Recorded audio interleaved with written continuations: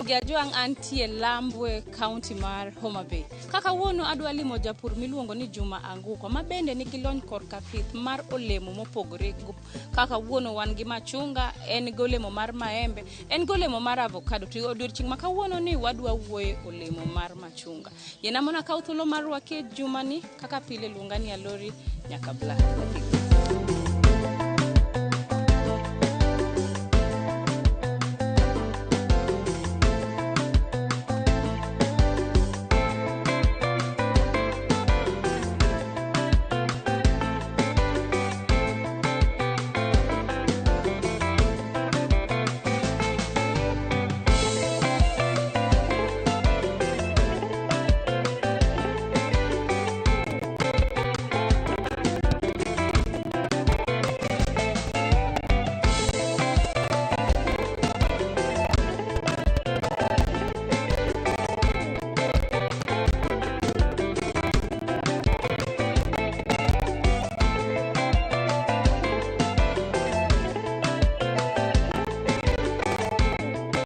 Daher ni fulri ne jofiny nyiswa nyingi kuma intie gi gima iwuon itimo. An iluonga na Anguko Juma. Kama untie ni iluongo ni Lambwe Valley, ma Lambwe West.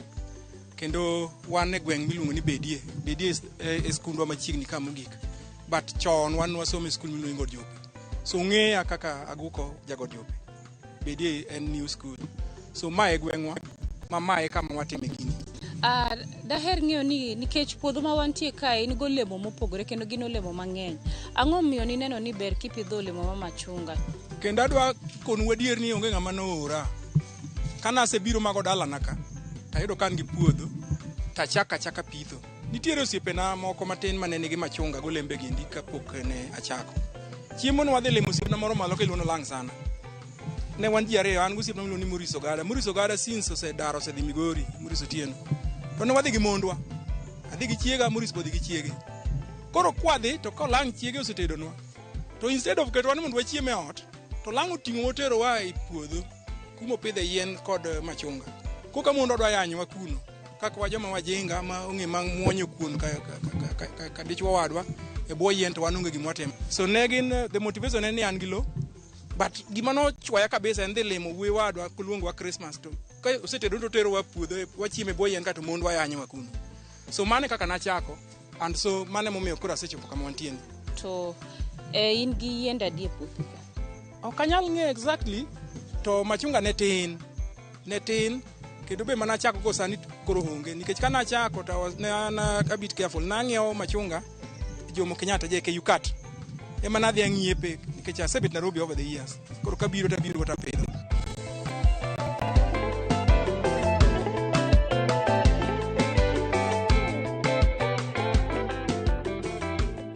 Kawuono ni ende dwa nyisu ni koro onge gambling. An na achako ka gamble. Sani kidwa ng'iewo machunga to nyaka inwang' ng'ama timo proper propagation. Ing'eni thurwa kae mantie joma miyi machunga ni ma ochom. To kisedhi pidhe to wuok mana ndim. Okawo lemon ochom ewi lemon. To uso ni there is a grafted orange.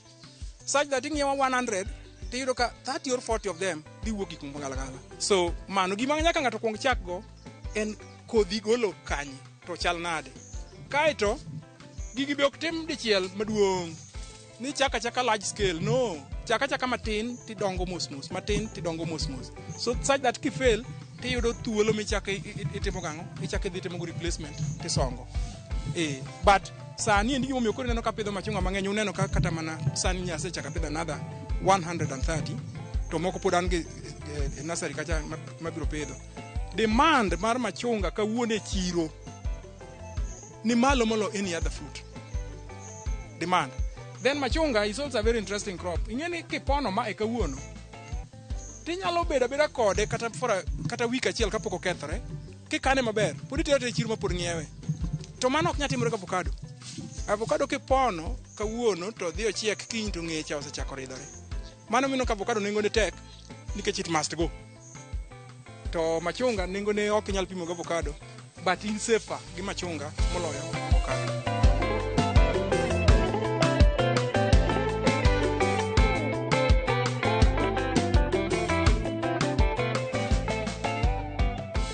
Variety ma pidho ni nikech ase replace gi ineno ka timo replacement.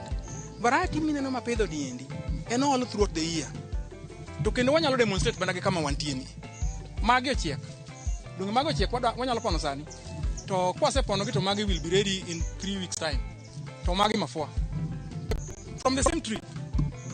So it means we'll harvest kata kana wango 500 ka. We'll wait achaka wango another 200 or another 500. Then nikech sani gi flower ma heavy. This flowering is very, very heavy this season. I expect another 500 or another 1,000. So in 1 year, yen ni kende abiro yudo machunga mok tin ne 1,000. In 1 year. Ki go na gi 20 shillings mano pesa di. And ing'eyo ni en practical wa test kachi neno. Wapono to wakwano kendwa. Okapu mathin neno ka siling 2,000 asesoyo.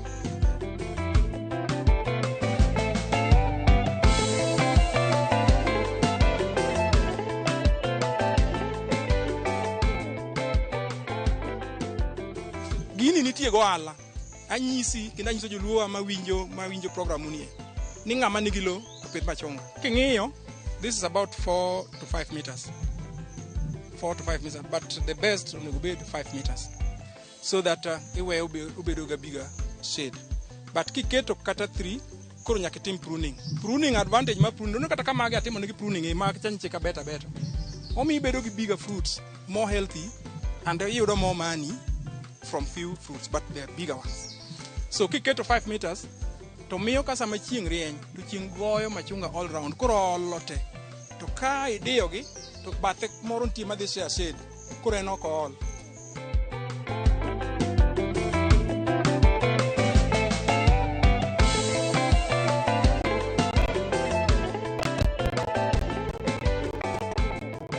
Bende nitie kony moro amora miseyudo koa e county government? Kony mokwongo en ni deputy governor oselima ka.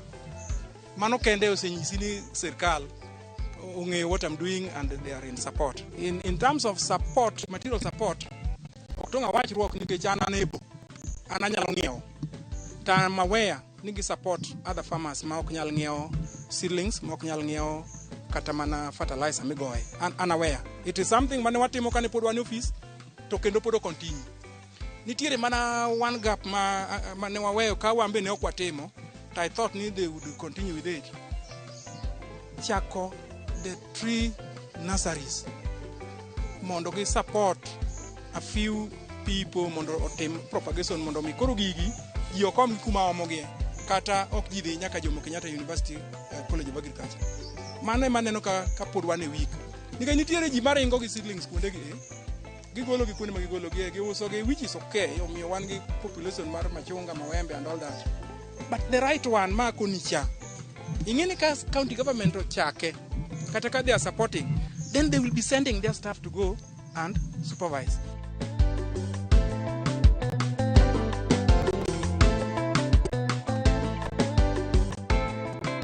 Nyakora mugetwa adwa nomiya dakika moko machuok mondo an bende abile nyama chunga na ka in bende samoro idwa modho pi. Imodhe pi ka in gi chiembi moro kendo be kik owang', aito bang'e waduogo bang' dakika machuok. Kik idhi mabor.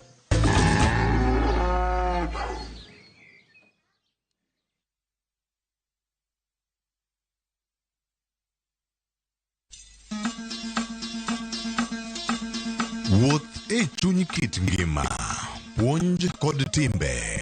Kane iyiero ng'ato ni bedo ruoth, to nyaka nobed ng'ama kawuono iluongo gi kisungu ni tong' dark and handsome. Wakelonu sigendni mane ok wach wi anyuola mopogore opogore. Chakre nam nyaka e alwora ma ji odakie. Chik ochano ni ng'ama dhodho nyathi e kore ok kor gi rom gi dhako wadgi. Ne kaka timbe machon ne okalo e tieng' ka tieng' kendo kaka ne gin kido mabeyo ahinya. Wamielu wawero wende wa moko mag oganda kendo wawero wende wa moko mag paro. Wamiyo giwa luor kendo wanono adiera mamiyo waduto wabedo kanyachiel. Desreuru mondo ubed jok makare. Mana dia.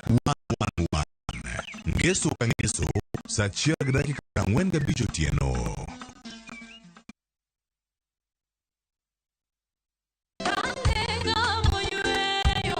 Fweny ngima maber e wach Nyasaye kanyakla gi wende majiwo chuny ahinya. E Injili ngima. chieng' ngeso ka ngeso kochakore saa 2 okinyi e Ramogi TV. Wamiyi sabato maler kendo mamalo moloyo. Kod wende mamoro chuny moa kuom jothum mihero kendo gi jokwath ma pacho ka. Nyasaye wuoyo kodi kendo wuoyo koda ni kik iluor gimoro nikech an kodi. Sabato tutapumzika milele yote. E Injili ngima, ngeso ka ngeso, chakre saa 2 okinyi e Ramogi TV. Wazishikao amri za Mungu na ushuhuda wake.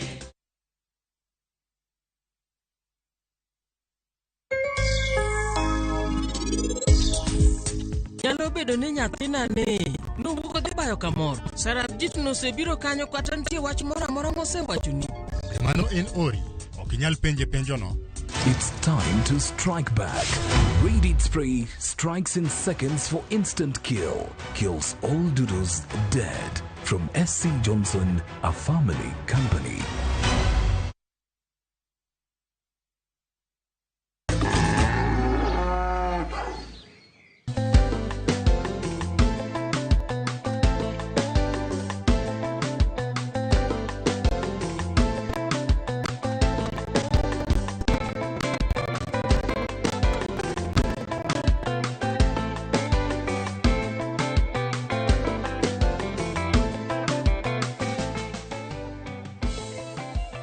Koro kama adwaro kikapu cha because there's something I want us to go and demonstrate. Kikapu asitima. Adwani wapon machunga ni tielo ni kende. Mondo waneni to watingo maromo nade okapu ni to wadhi kwano ka ji neno. Mondo wa estimate ni tielo achiel ni bin wawuoya koso gik mwawacho gi gin gik ma practical. Omiyo adwani mondo wapon uru machunga ni nikech en ochiek chiegni te. Kendo wapone uru ka ok wadewo wate.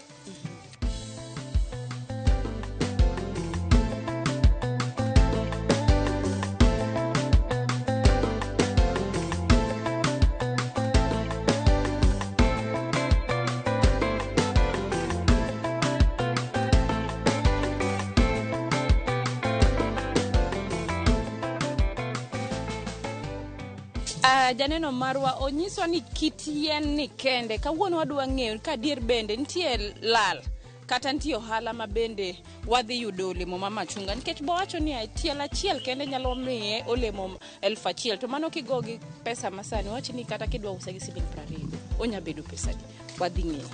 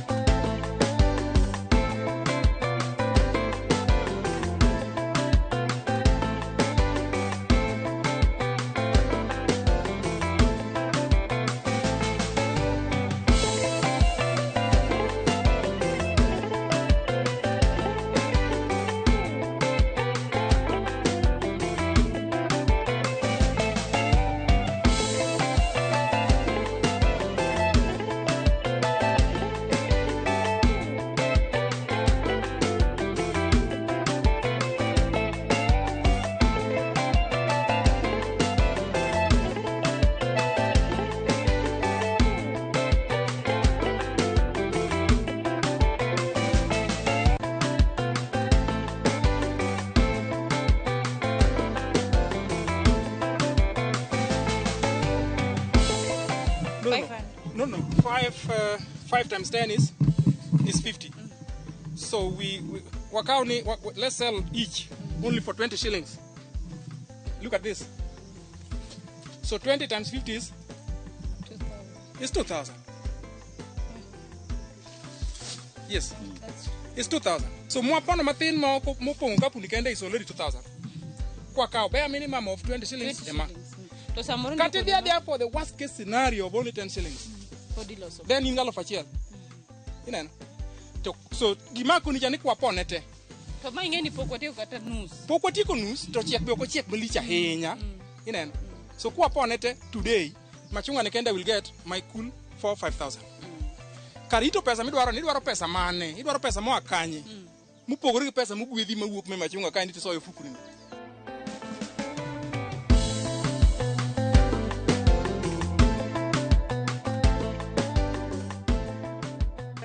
En lime machielo. En ben variety mag joka lemon. Lemon ngini ngeny. To kata lime gini tiere adek. So mine is another one. Mamuol matin koso. Mamuol matin. Gima unique lo malambwe ka Indian the sizes. Lime moro modongo kamoro mora ok nyal dongo mungu kaka ma. Nendo ji ong'e gi lime ji pono ji chamo kuonde te. So mine is a very unique kind of soil. And kata king'iyo bende there is no unique care mwatimo negi. Watemo mondo wawegi gibedi as natural as possible. And then mae to flower only twice in a year. So again that will give you another 1,000 fruits in 1 year. Ichamo michamo, moko be lwar piny, moko be jikao. But nyaka bi aus minimum 500. Kata uso gi ausa mamoro kamoro siling apar. Kawuono kidhi gi magi Homa Bay to ji laro gi. Kidhi go Kisii to ji laro siling apar. So e yien ni kende ka uso sani Indian gi about 5,000. E yien ni today odichieng' achiel. Ka uso kawuono. To yien ni kende adhi nwang'e about 5,000. So one message mwatemo nyiso ji ni ji owe lenga. Gigi pidha tidogi kaka mae neno kabe ok en doyo mo malich. We are only trying to manage the weeds ibeto. Then tok ka koth oserumo to wabiro goyo abiside ka mondo farmer hygiene is also important. Koro miyo kiwuothe iye to kiluor. And there is also minimum competition.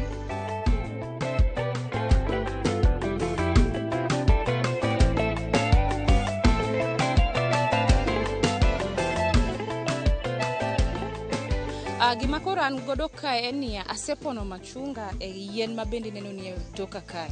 To magi machunga man godo. Wawach niya adhi e chiro tadwa uso machunga achiel. Wacha en siling 10 kende. Ngi aketo gi e bunches mar 10. Ka aketo 10 ma 10. Awach ni mae kawuono ka use kata siling 20. Ma uso gi siling 10. Koro goe kwano siling 10 gi machunga 10. Mano pesa di. Mano me. Koro kichaki go gi bunches ga 10 gi mano pesa di.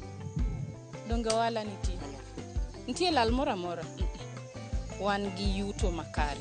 To in samoro bende in gi puodho nyaso gwedhi ok ing'iew puodho kata ok idhi lis. In gi puodho, in gi pi, in gi gimoro amora. Ti yuak nikech nitie. Ang'a moni donje pur. Nyiso ni ohala nitie kae. Koro wach moro nwadwa bedo ni wan gi samuoyo. Ok wadwa tiyo mano ema ketho kata hinyowa kaka oganda ma joluo.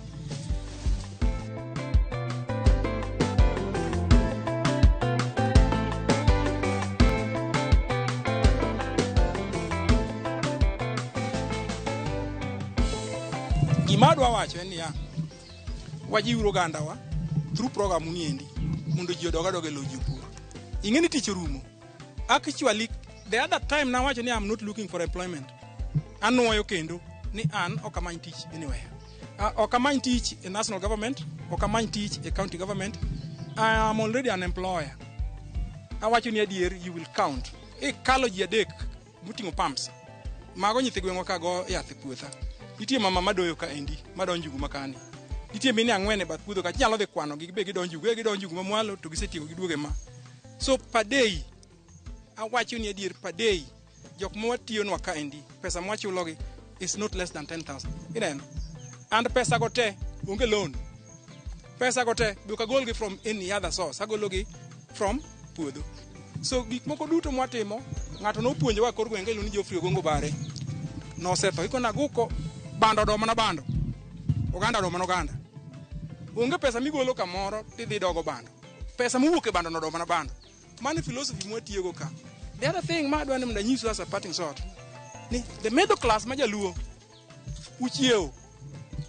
uchiewogi ji oduogo pur di inwang' thuolo idhi piny kidhi e pak ka ine gima dhano timo kanyo to gi joma timogi gi geche ma gibiro go madongo dongo ka gibiro limo puothegi you'd be shocked. Namba na mar simu en 0720 256 305. Namba ni achiwe ga generously kamano nikech adwaro ni joma nigi wach to penja. When ne anyisi the other time kane Ali Abich ni jolema ka nachiwo contact na kamano. What little did I know I was becoming a consultant.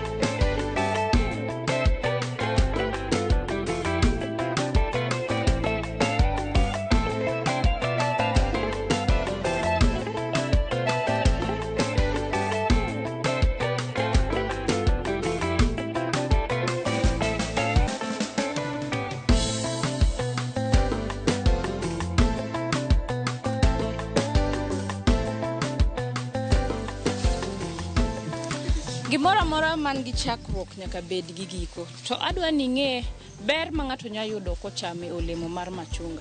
Achiel kuom gigo ma inya yudo kichamo machunga en niya, en gi vitamin C ma bende ber ne dend dhano. Mar ariyo, machunga kichamo bende nitie kaka oluoko dhogi. Oluoko dhogi manyiso ni kata kit tik moro ma bende samoro ng'ato nya bedo godo kichamo machunga to mano bende duoko. In kaka japur to samoro diher ni mondo diwalimi, inyalo tiyo gi email marwa mar purgiohala@royalmedia.co.ke. To ne jogo ma bende ohero oro ote machuok be unyalo tiyo gi SMS marwa ma en 23600. To nikech bende sani piny olony, wan e digital world. Wan gi mbui, nyalo tiyo gi Facebook, Instagram, Twitter, ma handle mara en Lorino Mondi kata kiero Alori Nyakabla. Karuotho yie, wachak warom juma manyien. To nikech kawuono nane puodho mar olemo. Japuro wacho ni ber kan bende achopo ot gi machunga. Ok na chopa ka gima no kadhi alimo japur ma bende nigi olemo mopogore ahinya. Koro ma ete akiana dhi chako hala koso ma dhi chamo nikech konyisi gidi achiel siling 10 kata 20. Ok atinge kama anya uso ne jomoko koso. Karuodho yie wachak warom juma manyien. Oriti.